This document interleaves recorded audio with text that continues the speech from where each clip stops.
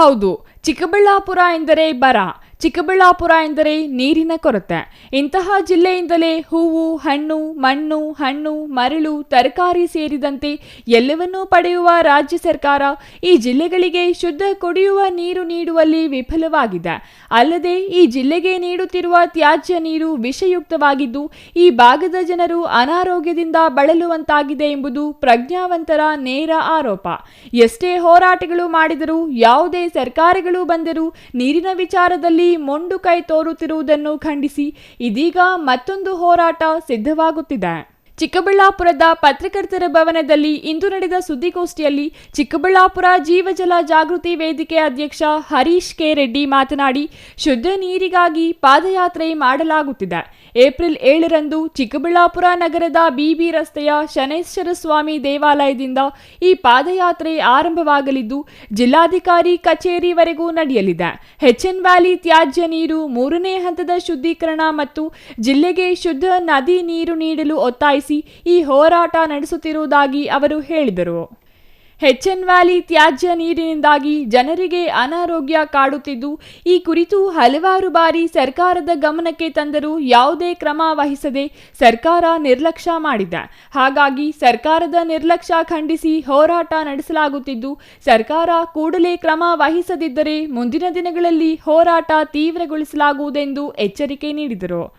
ಕಳೆದ 2-3 ತಿಂಗಳಿಂದ ಚಿಕ್ಕಬಳ್ಳಾಪುರ ಜಿಲ್ಲೆ, ಕೋಲಾರ ಜಿಲ್ಲೆ ಹಾಗೂ ಬೆಂಗಳೂರು ಗ್ರಾಮಾಂತರ ಜಿಲ್ಲೆಯಲ್ಲಿ ನೀರಿನ ಮೇಲೆ ಒಂದು ದೊಡ್ಡ ಹೋರಾಟ ಕಾರ್ಯಕ್ರಮಗಳನ್ನು ಅನೇಕರು ನಮ್ಮ ಚಿಕ್ಕಬಳ್ಳಾಪುರ ಜಿಲ್ಲೆ ಆಗ್ಬೋದು, ಕೋಲಾರ ಜಿಲ್ಲೆ ಆಗ್ಬೋದು, ಇಡೀ ನಮ್ಮ 2-3 ಜಿಲ್ಲೆಯಲ್ಲಿ ಕಾರ್ಯಕ್ರಮವನ್ನು ಹಮ್ಮಿಕೊಂಡಿದ್ದಾರೆ.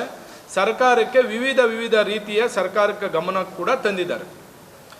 ಕಳೆದ 1 ತಿಂಗಳ ಹಿಂದೆ ಕೂಡ ನಾವು ಕೂಡ ಚಿಕ್ಕಬಳ್ಳಾಪುರ ಏನು ನಮ್ಮ ಕಂದವಾರ ಕೆರೆ ನೀರು ಏನಿದೆ, ಕಲುಷಿತ ನೀರು, ಇದನ್ನು ಇಡೀ ಸರ್ಕಾರದ ಸಚಿವ ಸಂಪುಟಕ್ಕೆ, ಸರ್ಕಾರಕ್ಕೆ, ಮುಖ್ಯಮಂತ್ರಿಗಳಿಗೆ ಕೂಡ ಕಳಿಸುವಂಥ ಕೆಲಸ ನಾವು ಮಾಡಿದ್ವಿ.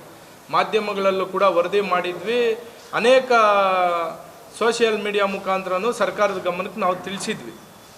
ಆದರೆ ಸರ್ಕಾರ ಯಾವುದೇ ಇದನ್ನು ಪರಿಗಣನೆಗೆ ತಗೊಳ್ಳದೆ ಅವರ ಕಾರ್ಯಾಚರಣೆಗಳಲ್ಲಿ ಅವರು ಮುಳುಗಿರೋದ್ರಿಂದ ಈಗ ದಿನಾಂಕ 7/4/2026 ಬೆಳಿಗ್ಗೆ 10 ಗಂಟೆಗೆ ಶ್ರೀ ಶನಿ ಮಹಾತ್ಮ ದೇವಾಲಯದಿಂದ ಜಿಲ್ಲಾಧಿಕಾರಿಗಳ ಕಚೇರಿವರೆಗೂ ಪಾದಯಾತ್ರೆ ಮೂಲಕ ಸರ್ಕಾರದ ರಾಜ್ಯ ಹಾಗೂ ಕೇಂದ್ರ ಸರ್ಕಾರ ಗಮನ ಸೆಳೆಯೋದಕ್ಕೋಸ್ಕರ ನಾವು ಪಾದಯಾತ್ರೆಯನ್ನು ಹಮ್ಮಿಕೊಂಡಿದ್ದೀವಿ.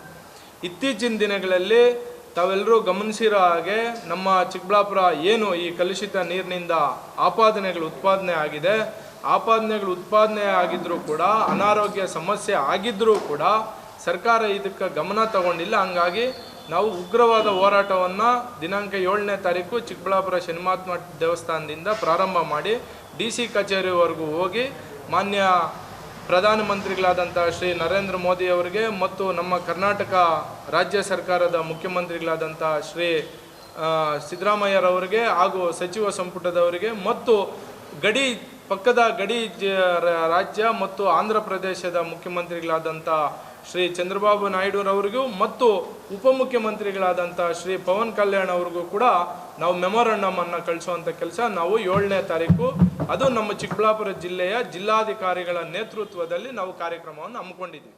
News bureau, CTV news, Chikkaballapur.